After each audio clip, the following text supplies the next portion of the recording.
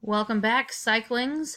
Today we're going to talk about Unit 8, Motivation, Emotion, Stress, and Health. So we're going to start with the different theories of motivation. So this will be part 1 of Unit 8. So throughout this unit, we're going to try and talk about the 4 different theories of motivation, as well as the differences between intrinsic and extrinsic motivation, which is very important to understand. So we'll start with the definition of motivation. So motivation, as it says on the screen, refers to the physiological and psychological factors that cause us to act a specific way at a specific time. So basically, what makes us do the things that we do.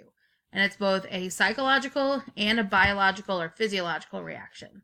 So there are multiple different things that kind of play a role in why we do the things that we do. And that's what we're going to look at during this unit.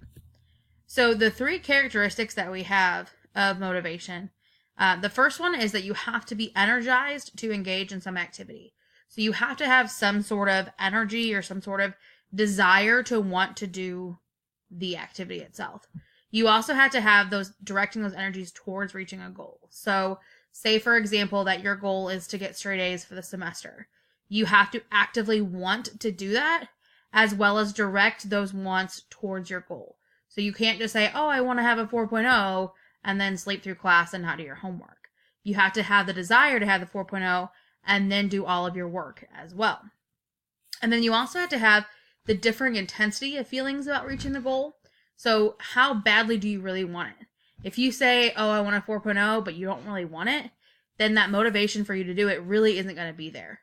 But if you have the motivation to do it and you actually have the true desire to have a 4.0, it's going to be much easier to reach. So the first theory that we have as to why or to what motivates us is what's called the instinct theory. And so the instincts that we have are basically our natural reactions to certain events. So for example, if you see the bear on the screen, what in real life, what are you going to do? Are you going to run away? Are you going to stand there and freeze? Are you going to try and fight it? Kind of what's going to happen? And it's different for each person, but generally we all have instincts that try and protect our survival. So if we think that we can't fight a bear, which, hint, you can't, then your instinct is probably going to try and run away or to evade the bear. All right, so the problem we have with the instinct theory is that it only labels the motivations. It doesn't actually explain it. So it says that you ran away from the bear because that was your instinct. It doesn't explain why you did it. It just says you're gonna run away because that is your instinct. All right, and so this one is merely biological, and it's with what's called the fixed action pattern, which is basically just a biological force. So we don't really think about it. It's strictly our bodies reacting to the situation and our instincts kicking in and taking over. So that's the first theory of motivation. The next theory is the drive reduction theory. The drive reduction theory is really interesting, and basically it states that we have this center of gravity that in each one of us. It's called homeostasis. So that is our middle ground. So when everything is feeling perfect, sorry, go away. Sorry about that. When everything is feeling perfect, that is where we're going to be our best, and that's called homeostasis. And so whenever we have something that's out of whack, we want to return our body to that homeostasis.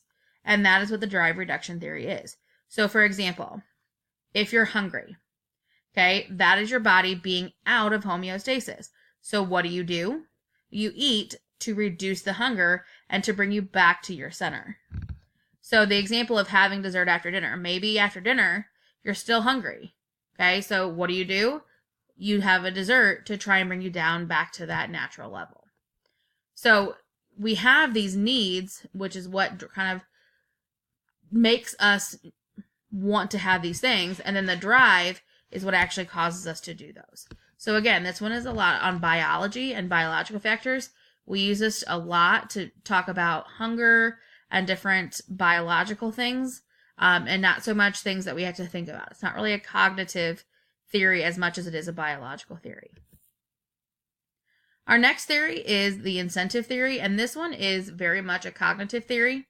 And we look at what's called external environmental factors, so things that are outside of our control, and we try and use those as true incentives to get us to do something.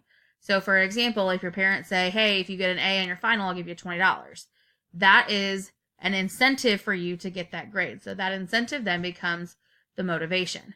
Okay. It's not so much pushing us to reduce a need like the drive reduction theory, but instead it's pulling us to obtain something.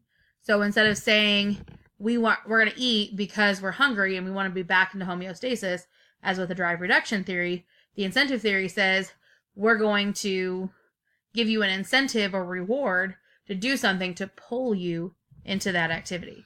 And so the different types of incentives are really personal, and that's what we're going to talk about on the next slide. So the cognitive theory kind of goes along with the incentive theory, and with that theory is we're looking at intrinsic and extrinsic motivation. So extrinsic motivation is external things. Okay, so things that we don't control. So things like getting a grade or getting money or getting praise. All of those things are external factors. So maybe you want to do well on a test because you want to impress your teacher. That would be an external or an extrinsic motivation. But maybe you want to do well on the test to make yourself feel good because you want to do well. That then would be an intrinsic motivation. So it's a personal reward, a rewarding or fulfilling belief. So if it's something that's very personal to you, it's going to be intrinsic or inside. Extrinsic is external or outside motivations. So those are the different theories of motivation. And I hope you guys learned something today, or at least reviewed some concepts. And the next unit, we will talk about biological and social motives.